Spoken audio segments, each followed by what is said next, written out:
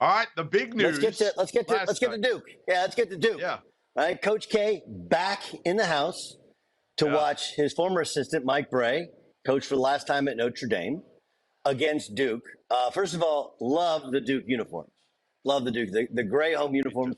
Those can stay. I like those better than the black uniforms. Ditch the black, keep the gray. But what do we make of Duke now as they beat a Notre Dame team, which is just kind of playing out the string? Well, first, I want to talk about Coach K's, grand return to Cameron. I mean, why now? We didn't think it was going to happen all year. That's what everybody kind of told me. He couldn't come to Cameron because it was too difficult for Coach K to come to Cameron and not be mobbed. And, how could he get in there and deal with all? Well, they figured it out. And, again, it was good to see Coach K and his wife sitting courtside at Cameron. Now he can go for any game, and nobody's going to make a big deal about it. And this one, I thought it was cool that he went for Mike Brey, although I still think Mike Brey might make another return to Cameron, coaching with another program not named Notre Dame. As for Duke, listen, any win right now for Duke is a big one, especially coming off that loss that should have been a win in Charlottesville against Virginia, in which the officials basically admitted they screwed that one up. This could be a Duke team fighting for a top 4 seed if they had won that game in Charlottesville. Now you're talking about probably a 6, 7 seed. You can't lose that game at home. And there was pressure on those kids. They know K's sitting courtside. That's pressure. And Kyle Filipowski rebounded. He came right out of the gates and gave him the ball.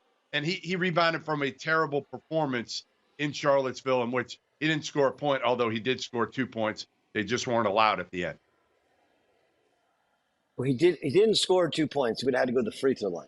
Okay, there's a lot to it. All right. And you don't go from a 4 to a 7 seed because you lose one game at the buzzer.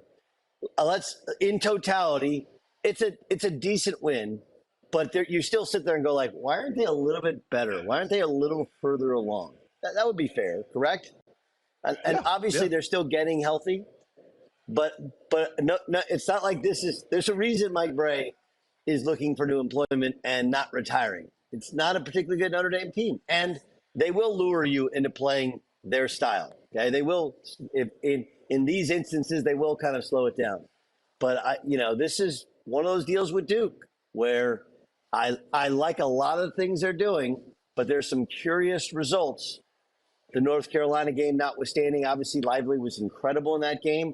And I thought they played well in Charlottesville. But there have been times in which you're like, I want a little bit more.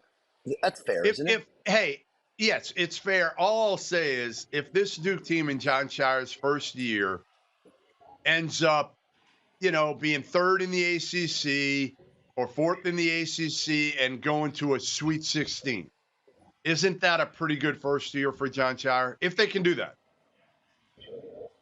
Yeah. I mean, look, it's one of those we should based upon the NCAA tournament, right? Nor should we solely. I think the regular season is a far better determination of what type of years they have. Now, every team is different. Their schedules is different. And Duke obviously is everyone's biggest game, even without Coach K being on the sidelines.